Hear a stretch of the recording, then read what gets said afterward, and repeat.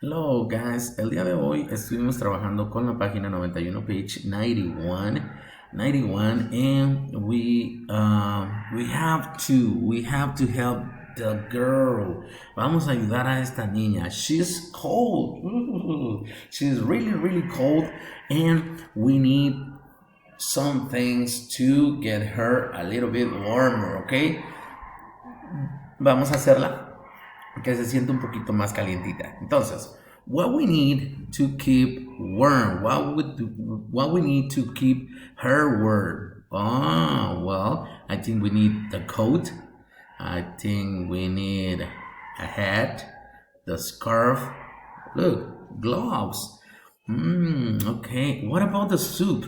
The soup is hot. It makes your body to get warm too. So we can eat something that is hot. That way we can keep our body a little bit warm. Okay. What about the exercise? This boy is exercising. So, ¿qué creen? That works?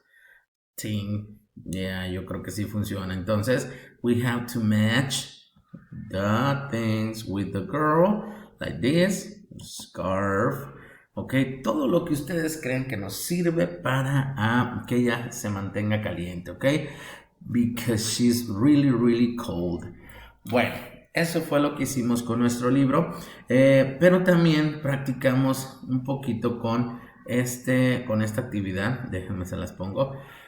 Esta de aquí es un video donde tienen estas imágenes, fruits, but atrás, behind this is an exercise. Okay, depends the fruit that you choose is the exercise that you are going to have to do. Entonces, yo les ponía esta canción para que lo hicieran todavía con más ganas. Okay, creo que les gusta mucho a los niños este personaje de Sonic.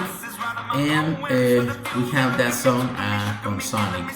Entonces yo se los voy a dejar ahí en Classroom por si ustedes quieren practicar con él. Salen algunas frutas ahí. Hay que pronunciar la fruta, hay que hacer el ejercicio. So that's very good because it's healthy too. Es para tener algo saludable. Ok, esto fue lo que hicimos el día de hoy. Nos vemos el Monday. Have a great weekend, guys. Bye bye.